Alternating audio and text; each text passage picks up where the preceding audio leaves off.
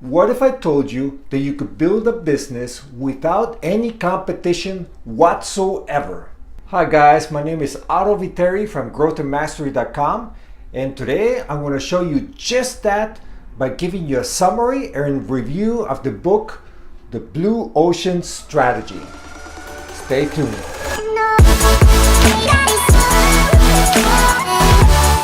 You know, one of the most amazing things that exists in our day today are cars. We just take them for granted.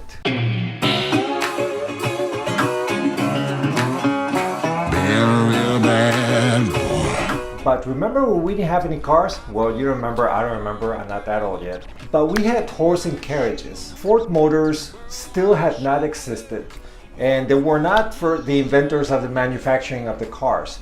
There were actually various manufacturers, but their cars were very high-end, very expensive. Only rich people could have them, and so the average person rode around in horse and carriages. They had to pay for those as well. You have to maintain a horse, you have to get the carriage, maintain that as well. The expensive cars also used to break down, and the mechanics were very hard to come by. So you can imagine the whole experience of having a car was just very expensive. But nowadays, everybody seems to have a car. How did that happen? Let's go outside and check out my car.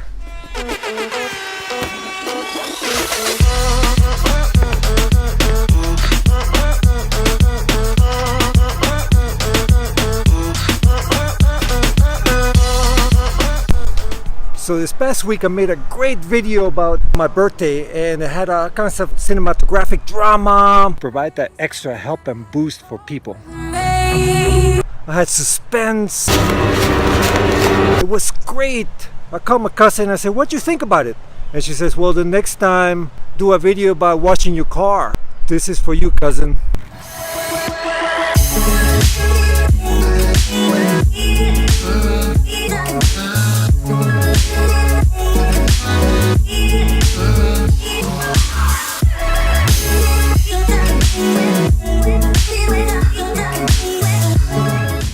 Yay, the trunk is empty.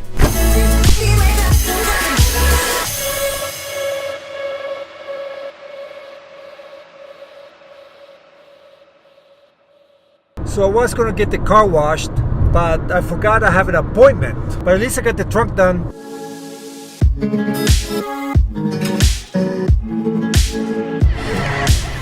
Okay, so look at all these cars. They're all going about 65, 70 miles per hour. Now imagine if this was all horse and carriages. Imagine our lives today. You know, a lot of people say that if Mr. Ford would have listened to his customers, he would have made a bigger and better horse and carriage. The customers did not know what they want. He figured out something new. He got all those cars built at a lot cheaper price. And I think that's the point of the Blue Ocean Strategy. Reduce all the excess. Think outside the box. He made a simple car. There was only one color, one model, the Model T. That was it. That was his strategy. And instead of having expert engineers build every single car, he made the assembly line where he got inexpensive labor to do the same jobs over and over again so he could mass produce the cars. I think we all know the story. But the point was that the roads weren't even well suited for the cars. He engineered the cars so they could handle the rough roads also. And the most important thing, pricing. He priced the car where it used to be that the cars were about 3 to 5 times more than a horse and carriage. He priced it at an equal level as a horse and carriage. That means that the average person could all of a sudden drive a car, and the car would be faster. All of a sudden, it went from an exclusive product to anybody and everybody all of a sudden could get a car. Imagine that. I want a nice Mustang. Okay, smart Alec, but all the cars have competition now. Ford has competition. They're not the only ones out there. There's a little bit more to the story. If you check out my other video, the 22 immutable laws of marketing, you'll show that you can still create new markets. There was only the Model T, But eventually, other companies started creating their own models, SUVs, pickup trucks, minivans. Yes, eventually those models also start getting copied. That's part of innovation. There are other industries that if you really innovate and you secure your price, nobody will ever be able to catch you. It would be impossible to reproduce. Based on quality and pricing and innovation, get there first with a high quality, innovative product, and you're in. Now I wish I wouldn't have invented the express lanes. How expensive! About to see the world in action, what we can be, life with no distractions, we'll get away, this is what we waited for. Take my hand, we'll make it somehow, we can't miss out. I got my car washed. I am not getting my hopes up, as I know that with all the soccer and everything, the car will be trashed in about 5 minutes. My basement has a leak, so I have to stay in a hotel this week.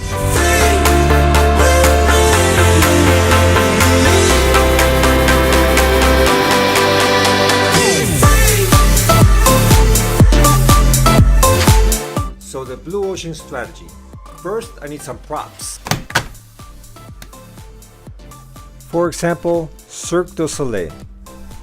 What can we eliminate from the existing status quo? Well, Cirque du Soleil was born out of the normal circus. But a couple guys figure out, hey, what if we eliminate some things? What about star performers? And if you think about it, this concept is watered down because they can't really compete with Hollywood well-known stars.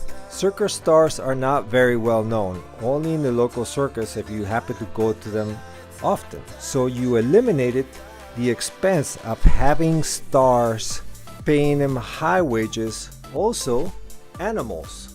In these days, our society is more and more against the use of animals for entertainment. Plus, animals take a lot of time and energy. You have to hire people to take care of them. So it's a major expense. Additionally, they eliminated multiple show arenas. This helped simplify the whole thing and you can focus on one major show. They also reduced humor. For example, there's no clowns anymore. Now on the opposite spectrum, for race and created, in this case, Cirque du Soleil raised the influence of a unique venue. Hardly any other venue does what Cirque du Soleil does. They do unique stuff every single show. They copied other entertainment industries such as theater and drama. They created a theme. They refined the environment.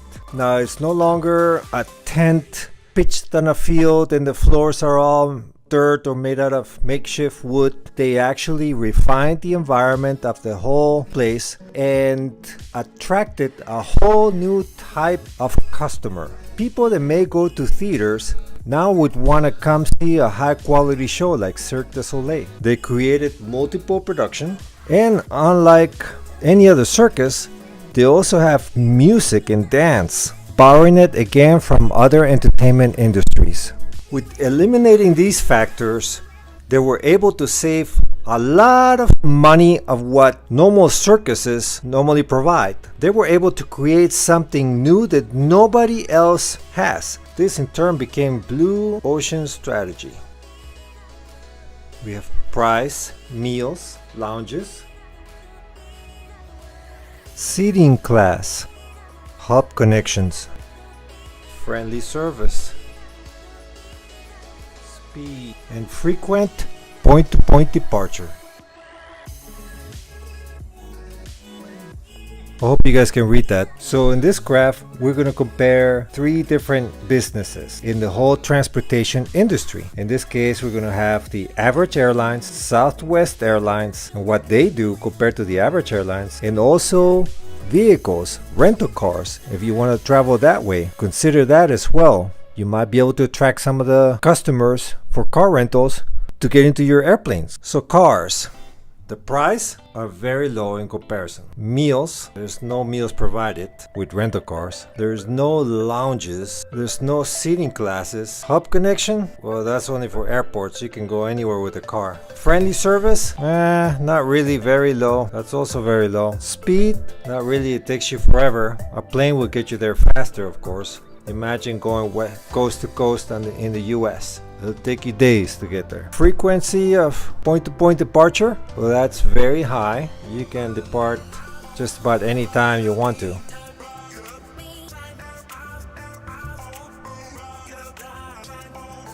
So in this case, we have Southwest Airlines and Average Airlines. Let's start with the Average Airlines. Their price, a lot higher than cars. They offer meals, they offer lounges, seating class, first class versus coach. Hub connections, it's very pricey to maintain the connections and deal with major regional airports. Friendly service, they're okay. Speed, they're a lot faster than the cars for sure. And they don't offer any frequent point-to-point departures. Southwest Airlines, they reduce the price big time, but they also reduce the meals. You either have to buy your own or sometimes they're not offered. The lounges, well, they also said, why do lounges? Do people really want that, or do they want to get to their destination? Seating class, isn't that a joke for Southwest Airlines? Hub connections, they actually don't do the major airports. Usually they do the small regional airports, which are faster to deal with because they don't have all the bureaucracy, nor they don't have to pay the high prices. Friendly service, they're very well known for friendly service. So far for Southwest, we have this. Speed, well, they went through all this trouble of reducing all of these and going to the smaller airports to increase the speed. Notice that their friendliness and speed are above the Average Airlines. Additionally, the frequent point to point, they're not as good as the cars, but they want to get up there. That's the whole point. So their whole idea is to get people as fast as possible. And this is managing your industry with a picture, with a graph. You can look at, if you're part of an Average Airline, you can see what you're spending on and what you're doing. All these are the high expenditures. You have to spend on lounges to provide that service.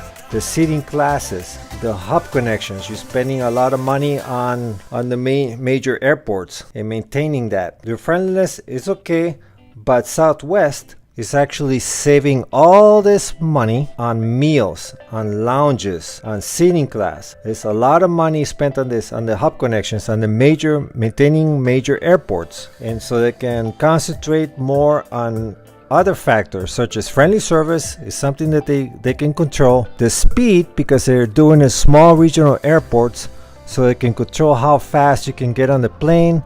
You also don't have to deal with the seating classes, you just get right on. And additionally, they add something that the Average Airlines don't have, which is frequent point-to-point departures. This is the key part of it also, is creating something new, something away from the average. If you were to draw something like this for Cirque du Soleil compared to the average theater or the average circus, you find something similar too, that they saved a lot of money, for example, on animals and star performers, and they concentrated a lot more on high-level unique entertainment and venues that they don't offer anywhere else. Venues that the circus don't offer, they will add 2 or 3 other factors, creating a blue ocean strategy.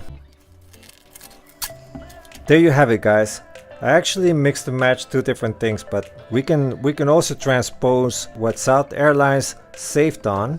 They either reduced or eliminated meals. Lounges, they just eliminated lounges. Seating classes, eliminated. Hub connections, they reduced. They raised their friendliness above the Average Airlines. They raised the speed.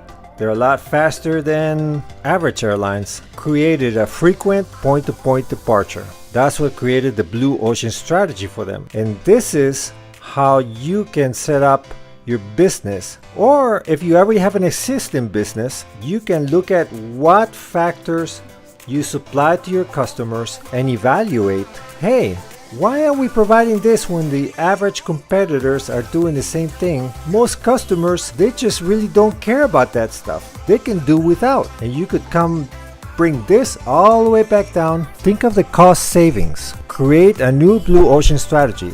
Now you create something.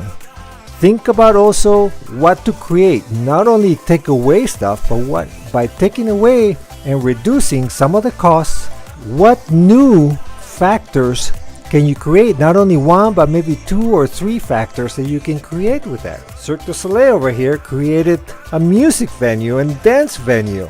Something unique to the circus that the circus really didn't have. So that's it, guys. That's my summary. Very good. You learn a lot more with details with the book. Thank you guys for watching. Please let me know in the comments below, what do you think about this book? Do you prefer any other book? Subscribe to my channel below, and as always, I want to encourage you to grow and master your life.